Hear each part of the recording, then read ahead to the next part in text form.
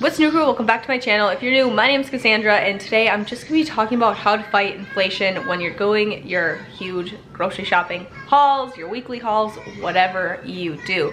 I grocery shop once a month, so if you want to know more about that, I'll link down below a whole playlist on once a month grocery shopping, planning, hauls, all of the things. There's like over 100 videos that I have that you can go ahead and binge watch or catch up, all those things.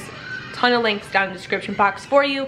But today I just have some tips in front of me basically on how I've been fighting inflation, trying to keep everything in my grocery budget and all of the things. My first tip is the one you're probably gonna like the least, and that's just because it's cut the junk. You got to get rid of the sodas, the Oreos, the chips, all the junky, snacky foods that aren't good for you anyway. It would be the easiest and just the most efficient way, in my opinion, to keep your grocery budget down is to just either limit those things or stop buying them. It's so easy to find a cookie recipe that your family really loves and just make your cookies at home, or maybe just limiting those bags of chips, and instead of buying a bag of chips every single week, buying a bag of chips every 2 weeks, and right there you're already cutting your chip intake in half, which I know is hard. I love chips, but we all have our things. Maybe it's Diet Coke, maybe it's luxury, really fancy coffees, whatever it is. Either limiting it or just cutting it out of your budget completely. I know that's maybe the fun things or things you look forward to eating, and I'm not saying you can't buy them at all. I still buy Oreos for my kids. I just don't keep them stocked, so I'll buy them at the beginning of the month, and once they're gone, they're gone. And then for the rest of the month, we bake our own cookies or we make our own sweets. Same with soda. I personally love a good cold Diet Coke in the afternoon while my kids are having quiet time and stuff, and the TV gets turned on for the day, and like everybody kind of sits down and relaxes. Usually that's time where I will take to film like I'm doing today, or I'll sit down and edit a little bit or something, and I love to drink a Diet Coke while I'm doing that with my like mid-afternoon snack. It's one of my favorite things, but maybe instead of having that Diet Coke every day, I'm only having it every other day. The next tip is going to be to grow your own food. I know this isn't a possibility for everybody, either space being issue or maybe time. I know if you're working 40, 50, 60 hours a week, which I know is super common right now with people just trying to make ends meet, probably the last thing you want to do at the end of a really long day is to go out into a garden and you know, put time and effort out there, especially if it's not something you particularly enjoy. So if this isn't an option for you, I totally understand. I know it's not for everybody. I love to garden. We do it every year. I started a bunch of seeds recently in a Crush It with Cassie. I have a seed haul if you want to see what we're growing, but basically just to grow your own food and learn how to preserve it, whether that be blanching and freezing or even canning. If canning is something that's super overwhelming to you, there are a ton of vegetables that you can grow that you don't have to can to preserve. Some of those being broccoli, cauliflower. All you have to do is blanch them and freeze them. Green beans being another one, snap peas being another one. You could also start with something that's a lot more shelf stable, like butternut squashes and spaghetti squashes and pumpkins. And literally all you're doing is growing them, picking them, and putting them on a shelf, and they'll hold for months at a time. Cabbage being another one. If growing your own food isn't an option for you because of any of the things that I mentioned or 100 other reasons, you can always contact a local farmer. Come summertime, there should be farmer stands like literally everywhere. I know where I live, I can find them at any gas station, pretty much at any corner. There are farmer stands. 9 times out of 10, if you go up to that farmer stand and ask if they do bulk orders, they're going to tell you yes. You can place an order with them. They'll give you a call. They'll let you know when that order is ready. You go and pay them. They'll give you all the food, all those things.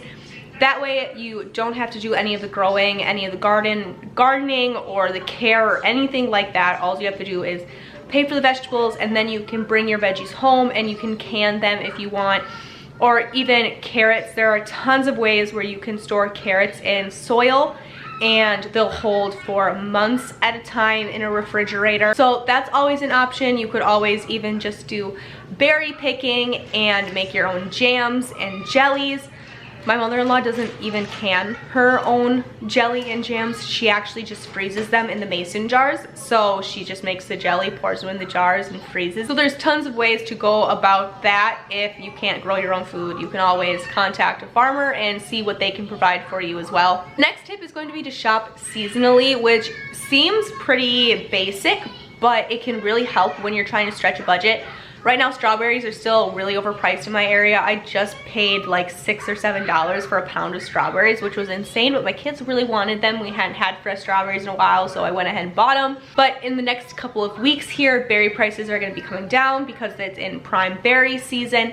Aldi will typically have, once it hits prime berry season, come like June, July, they will sell strawberries for 99 cents a pound, and I will very often just go in and buy a whole case of like 10 or 12 strawberry cases for $12, and I'll just put a pound of strawberries out for like every meal for the next couple of days, and my kids go bananas over them. Knowing when your corn, like come fall time, sweet corn is going to be prime in our area, and we can get them at a local farmer for like 10 cents a cob or something crazy. So we'll be eating sweet corn with like every single meal because it's such a good deal. Just recently I went into a store and found cabbages on sale for 30 cents a head, so I got a cabbage for 30 cents a head. Just knowing when like your winter vegetables are in season, they're gonna be the cheapest. That's why come in the fall time, you see my family eat a lot of root vegetables like potatoes and carrots, and even things like turnips and beets and things like that, because they're fresh, they're ready to go. Now heading into summer, that's when all those summertime things are gonna be coming into play, like your berries and different things like that. The next one is going to be to meal plan, which I know you guys know how much I rely on my meal plan. If you want to see any meal planning videos, I will link them down below for you guys. But basically, a meal plan is going to save you because it is going to give you that budget. But along with the meal plan, you need to learn how to make a balanced meal plan, which all I mean by that is if you're having more expensive meals, making sure that you're mixing in some low-cost meals to help even everything out and keep within your grocery budget. A great example of this is come last February. Obviously, it is Valentine's Day. It's also me and my husband's wedding anniversary in February, and we prefer to celebrate those at home. So we always do a fancy dinner. Usually it's like crab legs or mussels, maybe a little bit more expensive. So while I make sure that I'm planning to do the crab dinner, I'm also making sure that maybe we're eating like hot ham and cheese sandwiches because that's a really low cost meal. Make sure that they're balancing each other out. That way I'm keeping in my grocery budget. Just making sure that I'm being aware of the fact and not planning like 3 meals that are gonna be super expensive and busting my grocery budget, when if I would have just switched out some of those higher cost meals with some lower cost meals, I probably would have been sitting a lot better. So right along with that is you need to find some cheap meals. Finding cheap meals that your family actually likes. Everybody on YouTube always talks about like beans and rice and cornbread when they're talking about budget meals. That would never work for my family because we don't like beans. So even though it's a really cheap meal, if I tried to serve beans and rice to my family, they would look at me and go, absolutely not. And even though it's super cheap, it would just go to waste anyways because no one's gonna eat. So scroll Pinterest, do some brainstorming, find out some budget meals that work for you. Maybe that's things like spaghetti, or maybe it's 39-cent boxes of mac and cheese. Maybe it's hot ham and cheeses. Right along with that though, it's always good if you want to make a meal in bulk and eat it for a couple days at a time. That'll also help stretch your budget. So making maybe a big batch of tacos and eating tacos for 3 days, or eating, come fall time, I am known for making huge batches of soup. I'm talking like 10 quarts of soup at a time. And me and my family will eat off of that soup Friday, Saturday, Sunday, and maybe even into Monday. Or a big batch of chili in the winter, and we'll eat off that for a couple days, and I'll just make fresh bread every single day, or cornbread or something to go with it. If you're eating less variety, you're always gonna save money making a big batch of a really cheap meal and just eating off of that for a couple days at a time. And then it'll always help save you money. Even if you wanted to, you could just do that one weekend out of the month.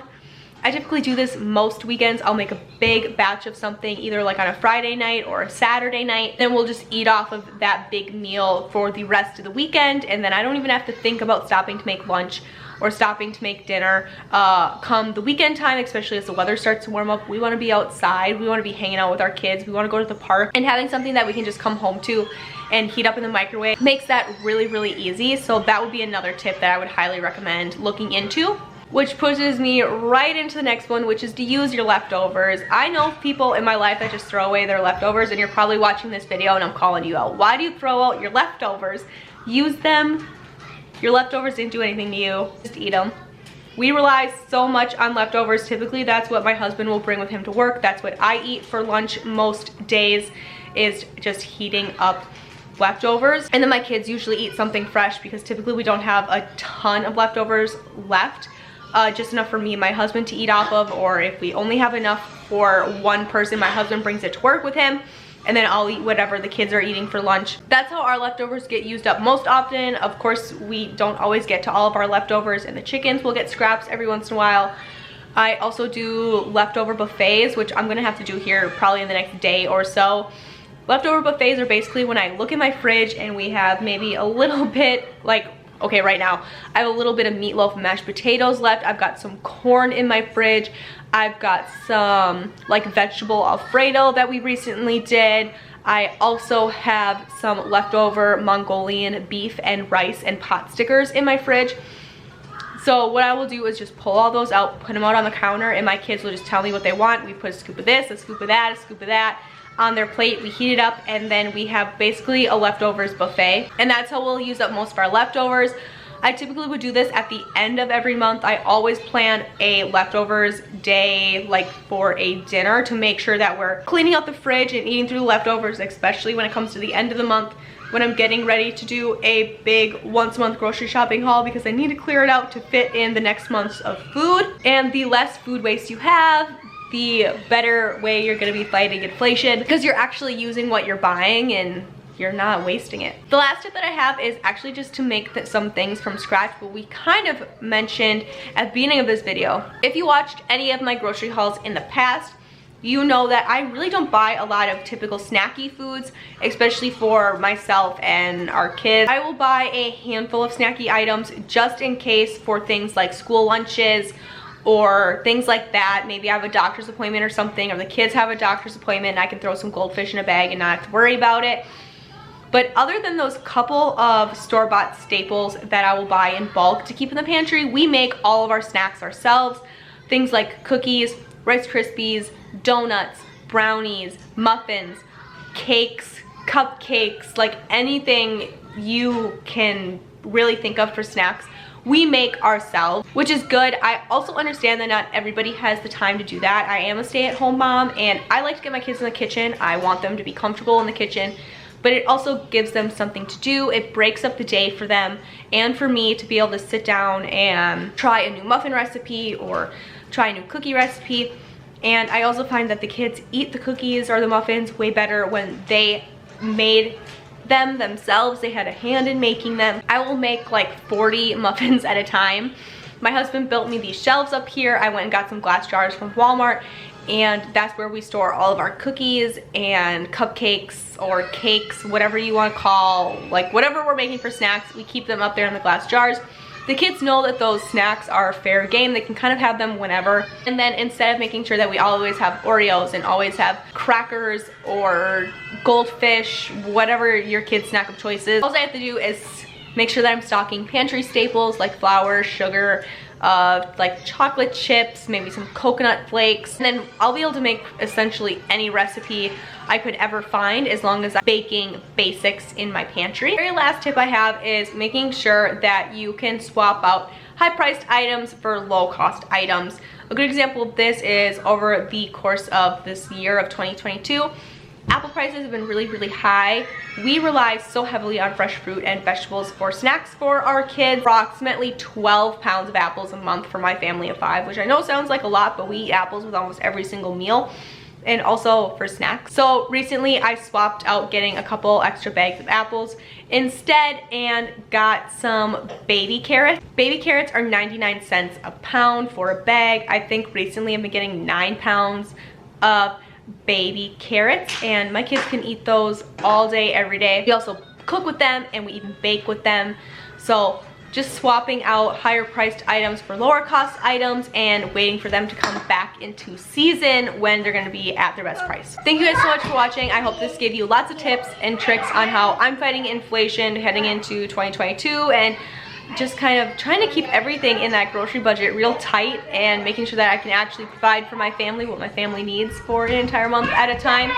Thank you guys so much for taking a small portion out of your day to hang out with me, and I will see you guys in another video. Bye. I've seen a lot of change, been through a lot of pain. Some things are not the same as they were a year ago.